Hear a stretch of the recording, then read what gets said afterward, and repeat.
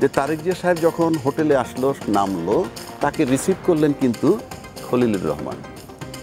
যেই খলিলুর রহমানকে বিএনপি ঢাকা পদত্যাগ চাইলো, বিএনপি লন্ডনকে রিসিভ করলো সেই খলিলুর রহমান। হিসাব নিকাশ করে দাঁড়াইলো যে 12ই ফেব্রুয়ারি নির্বাচন।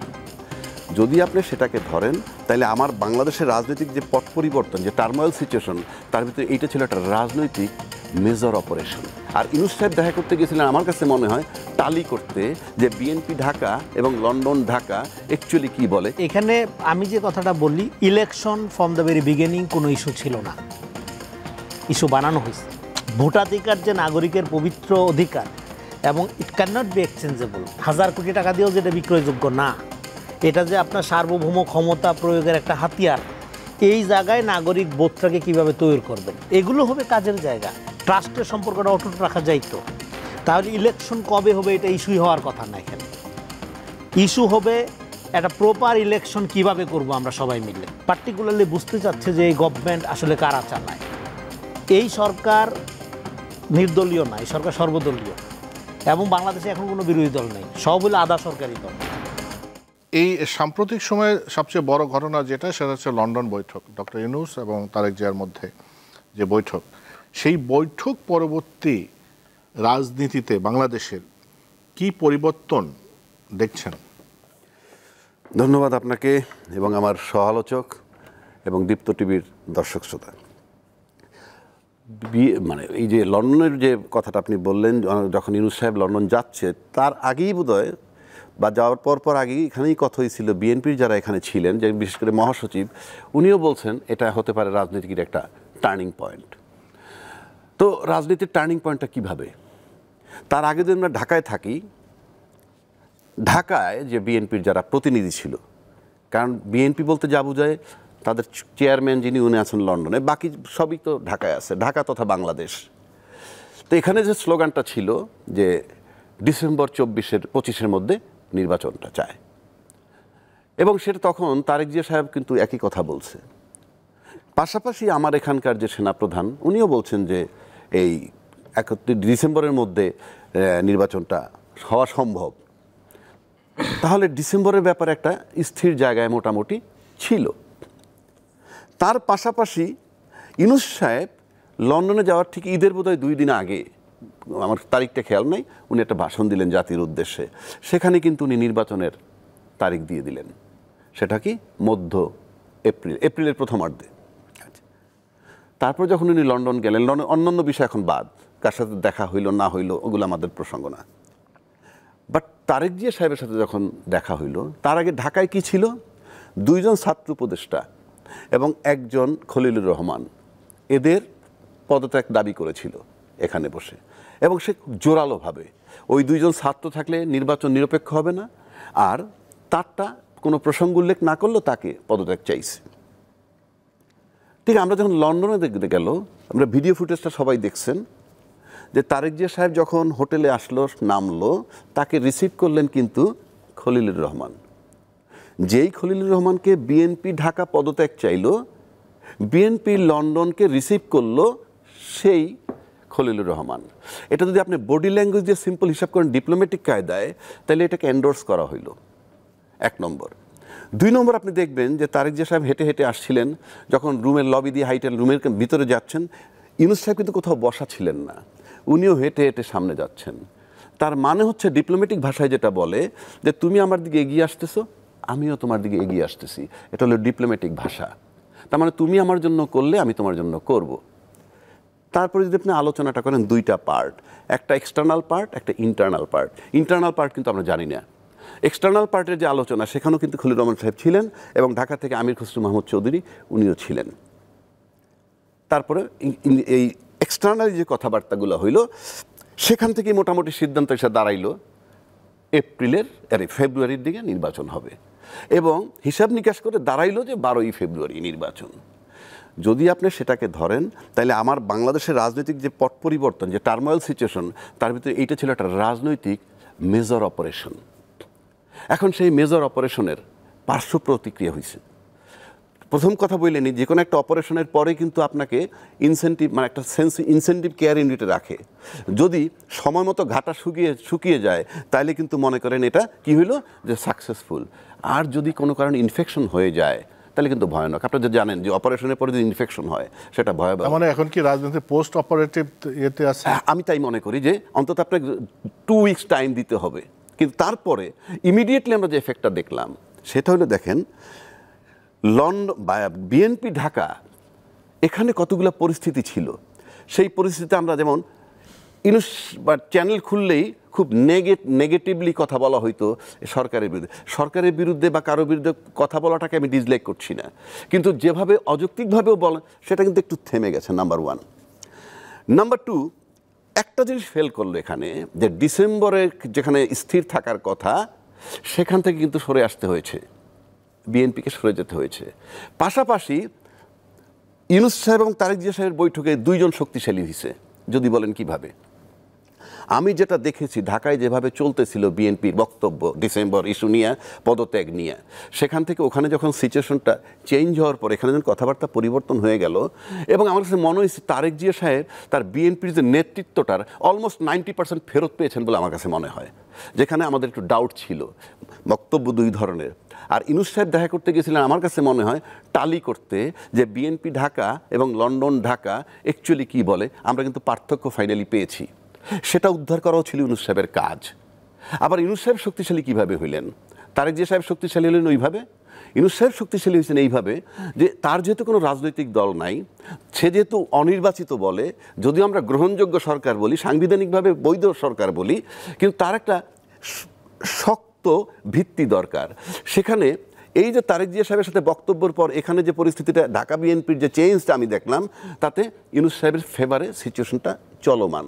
পাশাপাশি যদি অন্যান্য রাজনৈতিক দল ধরেন যারা এর পরের বিএনপির পরের যে দলটা, তারা কিন্তু একটা সাপোর্ট দিচ্ছে সরকারকে, ডাইরেক্ট ইনডাইরেক্ট, তাহলে এই ইউনূস সাহেব এই মুহূর্তে লন্ডন বিএনপির নেতৃত্বে এখানে যে পরিস্থিতিটা উনি পাইলেন, প্লাস এনসিপি যদি বলি তার ফেভার করে, অন্য বড় দল জামাত, সেই হিসাবে ইউনূস সাহেবেরও একটা আপাতত এই মহলে, রাজনৈতিক মহলে একটা শক্তিশালী ভিত্তি এই মুহূর্তে তৈরি হয়েছে বলে মনে করেন। আচ্ছা, ঠিক আছে। রেজাউল করিম রনি, আপনি কি মনে করেন আবু হানা রাজ্জাকি বলছেন যে লন্ডনে আসলে রাজনীতি একটা মেজর অপারেশন হয়েছে, এখন পোস্ট অপারেটিভ কেয়ারে আছে, আপনার ব্যাখ্যা কেন? ধন্যবাদ। বিশেষ করে লন্ডন বৈঠকের পরে বাংলাদেশের রাজনীতির যে কি পরিবর্তন আসলো? ধন্যবাদ। যে যেখান থেকে আমাদের শুনছেন সবাইকে আমার সালাম এবং কৃতজ্ঞতা। লন্ডন বৈঠকে এটা নানা রকম আলোচনা হয়েছে, অনেক দিক উনি একটা ব্যাখ্যা করলেন, আরও অনেক ধরনের ব্যাখ্যা আমি শুনছি। এখানে যে জিনিসটা উনি যেখানে শেষ করলেন সেখান থেকে আমি যদি শুরু করি, এখানে তারেক রহমান এই প্রথম একটা ভূমিকায় আসলেন। এই প্রথম ভূমিকায় আসলেন মানে হলো জাতীয় রাজনীতিতে প্রথম ইনিংস শুরু করলেন উনি। এর আগে উনি তো বিএনপির নেতৃত্বে মানে ধরেন নেতা হিসাবে রাজনীতি শুরু করলেন, বিএনপির হয়ে অনেক ধরনের অ্যাক্টিভিটির মধ্যে ছিলেন, এবং লম্বা সময় ধরে তো বিদেশে থাকার অবস্থাতেই উনি এই ফ্যাসিবাদ বিরোধী আন্দোলনের মধ্যেই দল গোছানো, দল ঠিক রাখা, দলকে সংগঠিত রাখা, এগুলি করতে করতেই গেছে। মানে বিএনপির নেতা হিসেবে উনি দলের মধ্যে নতুন করে প্রতিষ্ঠিত হওয়ার ওনার কিছু নাই, উনি বিএনপির নেতা হিসেবেই ছিলেন। কিন্তু লন্ডন বৈঠকে উনি জাতীয় নেতা হিসেবে অ্যাক্ট করলেন, এটা হলো প্রথম অ্যাক্ট।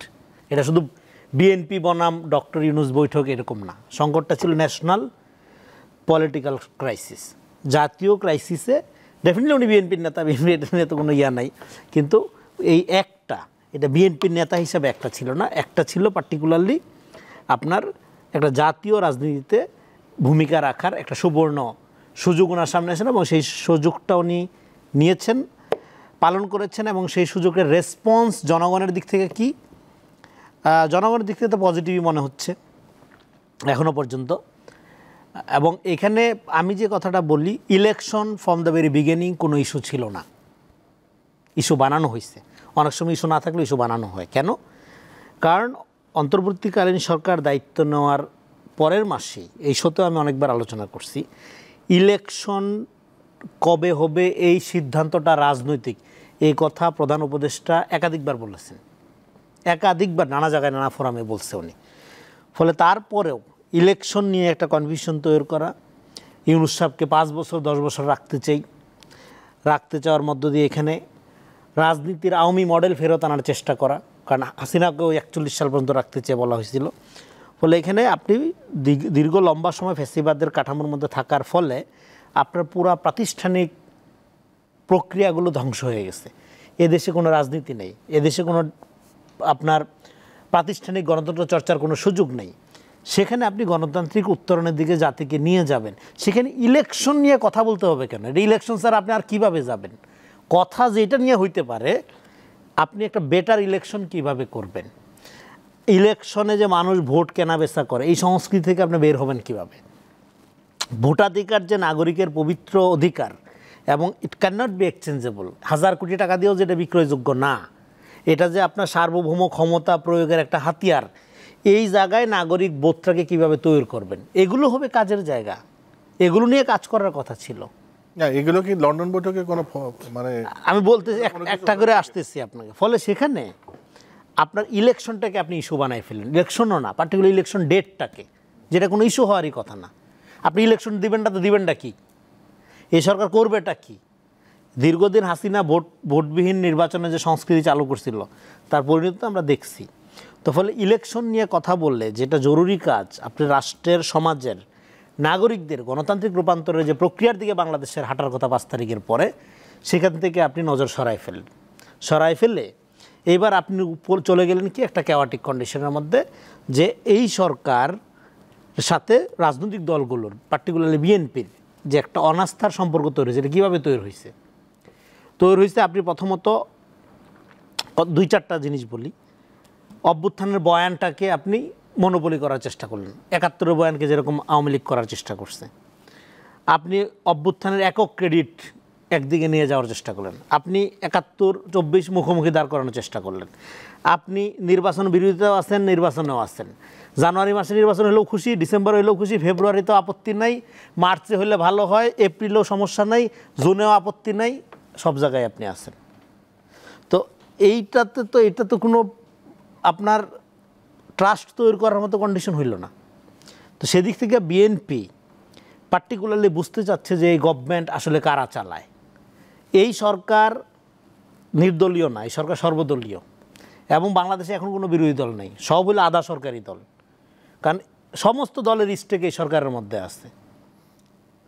তো সেই জায়গার থেকে এই সরকারটাকে একটা এন্টি বিএনপি সরকার হিসেবে চালু করা, এবং বিএনপি একটা চাঁদাবাজ সর্বস্ব দল, আর কোনো কিছু নাই বিএনপির মধ্যে চাঁদাবাজ ছাড়া, এবং এনসিপি হইল আপনার দুর্নীতিবাজ, জামাত হইল 71-এর যুদ্ধ অপরাধী, ভালোকে এনজিও প্রজাতন্ত্রী।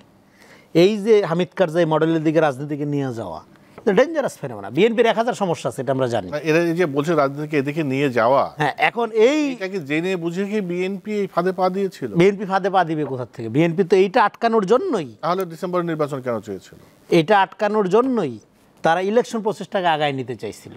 যদি ট্রাস্টের সম্পর্কটা অটুট রাখা যাইতো, তাহলে ইলেকশন কবে হবে এটা ইস্যুই হওয়ার কথা না। এখানে ইস্যু হবে একটা প্রপার ইলেকশন কিভাবে করব আমরা সবাই মিলে, সেক্ষেত্রে পলিটিক্যাল দলগুলো কিভাবে সহযোগিতা করবে, এটা হবে। হলো না কেন? সেটা হলো না, কারণ হলো আপনি তো 5 বছর 10 বছর সাইড লাইনে চলে গেলেন। কারা চাইলো সেটা তো আপনার ফেসবুক গ্রুপে কেউ দু একজন বললো বলে কি সরকারের ফেসবুক গ্রুপ না, এটা তো আপনি এন্টারটেইন করলেন সরকারের ভিতর থেকে। সরকারের দেখেন, এই ক্যাবিনেটের মধ্যে আপনার ডক্টর ইউনূসের ব্যাপারে কারো কোনো অনাস্থা নাই। ডক্টর ইউনূস ক্ষমতায় থাকতে চায়, এটা একটা পাগলও বিশ্বাস করে না। কিন্তু সবাই যে একই রকম এই ব্যাপারে তো আপনি নিশ্চয় দিতে পারবেন না, সবার একই রকম মনোভাবে এই কথা তো আপনি বলতে পারবেন না, এবং সে প্রমাণ তো দেখা গেছে। আমি বলি আপনার মিসট্রাস্ট বা অবিশ্বাস, দেখেন অবিশ্বাস থেকে তৈরি হয় ট্রাস্ট। এই শেষ করে 1 সেকেন্ডে, ট্রাস্ট খুব গুরুত্বপূর্ণ। ট্রাস্ট তৈরি হয় ট্রান্সপারেন্সি থেকে। তাহলে সরকারের পুরো ক্যাবিনেটের মধ্যে ট্রান্সপারেন্সির ঘাটতি ছিল, যে কারণে পলিটিক্যাল পার্টিগুলো এই ট্রাস্ট রাখতে পারে নাই। এবং লন্ডন বৈঠকে কেন আমি ন্যাশনালি অ্যাক্ট করা বললাম, এই প্রথম তারেক রহমান ন্যাশনালি অ্যাক্ট করলেন, কারণ এই যে অবিশ্বাসের সংস্কৃতি চালু হয়েছিল, এইটা গোটা রাজনীতি, রাষ্ট্র এবং আমাদের সার্বভৌমত্বকে একটা চ্যালেঞ্জের মুখে ফেলে দিত। সেক্ষেত্রে উনি বিএনপির এজেন্ডার বাইরে গিয়ে একটা ন্যাশনাল লিডার হিসাবে অ্যাক্ট করলেন। এখন বিএনপি কিভাবে আগামী দিনে ভূমিকা পালন করবে, এটা শুধুমাত্র জনগণ তাকে নির্বাচনে কিভাবে তার পাশে দাঁড়ায় বা তাকে কিভাবে মূল্যায়ন করে তার উপর ডিপেন্ড করে। কিন্তু এখানে যে একটা জাতীয় ঐক্যমত দরকার, এখানে যে একটা ইউনিটি দরকার, এখানে যে একটা ঐক্য দরকার, সেই ঐক্যটা যে আপনার সাকসেসফুলি তারেক রহমান লিড দিলেন, সেইটা আমি এই জন্যই বলতেছি এখানে জাতীয় রাজনীতিতে বিএনপি লিডার হিসাবে তো আছেন উনি, এর বাইরে ন্যাশনাল পলিটিক্স এরকম একটা ক্যাওয়াটিক সিচুয়েশনে প্রথম উনি অ্যাক্ট করলেন, যেটার মধ্যে দিয়ে একটা নতুন রাজনৈতিক ক্যারিয়ারের ওনার সূচনা। হ্যাঁ, আপনার